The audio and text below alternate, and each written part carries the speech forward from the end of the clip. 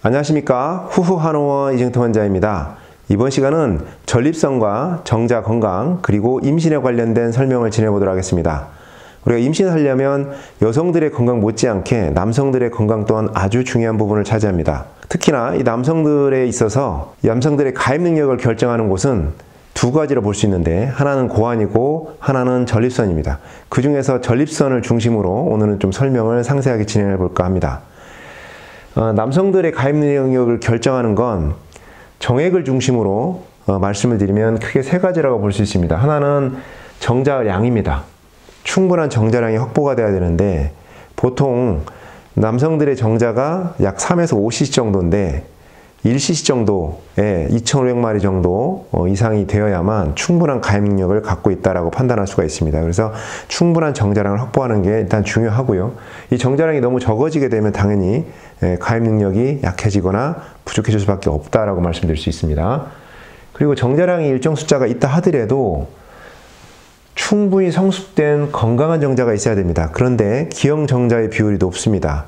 그래 버리면 아무래도 가입 능력이 당연히 떨어질 수밖에 없다는 거고요. 세 번째는 그 건강한 정자라 하더라도 그 정자들이 활동이 충분해야 됩니다. 정자의 활동성이 충분히 확보돼야 합니다. 그래서 여성의 질 안쪽까지 이동을 하고 또 자궁까지 이동을 해서 그 안에서 난자를 만나서 수정이 이를 때까지 상당히 긴 여정을 이동을 하게 됩니다. 그 충분하게 이동해낼 수 있는 그 능력을 확보해야 됩니다. 그래서 우리가 이제 적절한 정자의 활동성, 이동성이 요구된다라고 말씀을 드릴 수 있고, 요 세 가지가 갖춰져야 남성들이 적절한 가입 능력이 갖춰졌다라고 말씀드릴 수 있습니다. 물론 이 외에도 정자가 이동하는 과정에서 사정관이 폐색이 된다거나 또는 유전질환이 있다거나 또 호르몬 등 이상이 있다거나 뭐 그런 요인들에 의해서도 불임은 발생할 수 있습니다. 그런데 오늘은 이 정액 중심으로 제가 이제 설명을 드리기 때문에 요 세 가지로 요약을 해서 말씀을 좀 드렸고요. 자, 그러면 이 세 가지 요건, 정자량, 기형정자의 비율, 그 다음에 정자의 활동성은 무엇에 의해서 결정이 되는지를 좀 살펴보겠습니다. 요걸 알려면 정자가 생산되는 공간과 정자의 활동성을 결정하는데 중요한 역할을 하는 것이 무엇인지를 살펴야 되는데, 정자의 생산은 고환에서 이루어지죠. 근데 고환에서 정자를 만들어내려면 정자를 만들려는 신호를 주는 곳이 바로 뇌하수체입니다. 그래서 뇌하수체하고 고환을 성선축이라고 하는데, 이 성선의 축들이 굉장히 중요하다. 뇌하수체에서 적정한 신호를 줘서 고환에게 정자를 만들도록 하고, 그 고환에서 정자를 열심히 생산해야만 정자량도 충분히 나올 수 있고요. 그 다음에 고환에서 적절하게 건강한 정자를 찍어낼 수 있어야만 기형 정자도 충분히 줄여낼 수가 있습니다. 그래서 건강한 정자를 많이 찍어내는 그런 정자 생산에 관련된 요소는 바로 고환에서 결정이 된다. 이렇게 볼 수 있고요.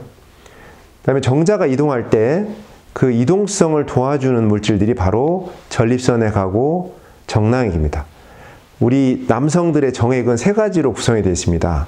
정자가 있고요. 이 정자는 보호하는 물질이 두 가지가 있습니다. 하나가 전립선액, 하나가 정낭액입니다. 이 중에서 전립선액이 굉장히 중요한 역할을 하는데, 전립선액은 바로 이 정자가 건강한 이동과 건강한 활동이 가능하게 해줍니다. 그래서 이 정자의 활동성을 담보하는 곳이 바로 전립선이고, 이 전립선에서 만들어진 전립선의 역할이 크게 세 가지가 있습니다. 이 첫 번째는 정자에 영양물질을 공급합니다. 정자가 아까 긴 여행을 한다고 했습니다. 그 긴 여행을 하는 동안 정자가 충분히 쓸 수 있는 에너지원을 공급을 해줘야 돼요. 그래서 이 전립선에게는 구연산이라고 하는 물질이 충분히 들어있는데, 이걸 기초로 해서 정자가 이동할 때 에너지로 활용을 하면서 이동을 합니다. 이게 부족하면 당연히 정자가 힘이 없겠죠. 활동성도 떨어지겠고요. 그 다음에 또 하나가, 이 전립선액은 살균작용이 있습니다. 이동하다가 많은 세균들의 공격을 받을 수 있지 않겠습니까? 질 안쪽에도 다양한 세균층들이 있고요. 그래서 그런 세균들에 대해서 살균 작용을 해줍니다. 그래서 정자를 보호하는 역할을 하죠. 이 살균 작용을 하는 주요한 물질이 바로 아연입니다. 그래서 우리가 사정을 할 때 한 번의 사정에서 아연이 약 5mg 정도가 소모된다고 해요.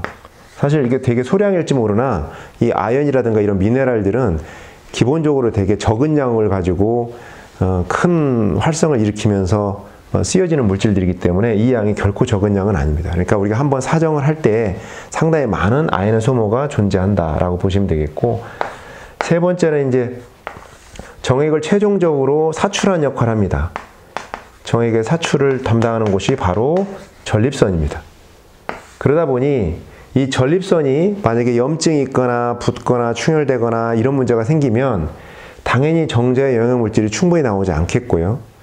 그 다음에 살균 작용도 어려워지니까 정자가 쉽게 공격을 받을 것이고, 또 사출도 원만하지 않아서 힘있게 짜주지 못하니까 아무래도 정자가 이동해야 될 거리가 길어질 수 있습니다. 심지어는 이게 역사정처럼 전립선이 수축과 이완이 원만하지 못하면 바로 나오는 게 아니라 방광으로 역류했다가 나오는 경우도 있어요. 이럴 경우에는 아무래도 가입 능력이 현저히 떨어질 수 있습니다.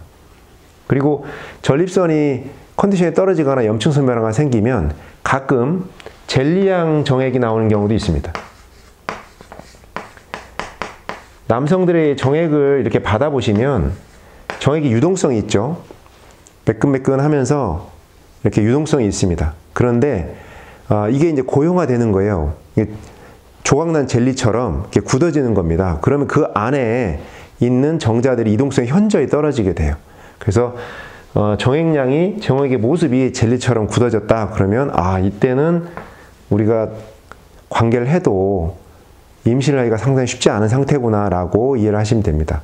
원래 정액 안에는 전립선이 액이 굳어지지 않도록 하는 그 항응고 물질이 나와요. 근데 전립선이 컨디션이 떨어지거나 그러면 이 항응고 물질이 안 나오거나 아니면 부족해집니다. 그러면서 정액이 굳어지는 문제가 생겨요. 그래서 이런 문제가 있어도 바로 남성의 불임의 원인이 될 수 있다라고 말씀드릴 수 있고, 그렇기 때문에 정액량이 컨디션이 좋지 않거나 너무 끈적거리거나 젤리향이 있거나 또는 역류가 있거나 너무 막 찐득하게 농축이 돼 있다거나 또는 그 정청증이라서 정액이 너무 묽거나 물처럼 보인다거나 그럴 경우에는 이 전립선액이 이상이 발생했다라고 어느 정도 판단할 수가 있고요. 그런 상태에서는 아무래도 남성의 가입 능력이 떨어질 수밖에 없는 조건이구나라고 생각을 하시고, 전립선을 치료하는 노력을 통해서 이런 부분들을 개선을 하고 우리가 임신을 할 수 있도록 노력을 하시면 우리가 임신할 수 있는 개연성이 훨씬 커질 수 있다라고 말씀드릴 수 있겠습니다.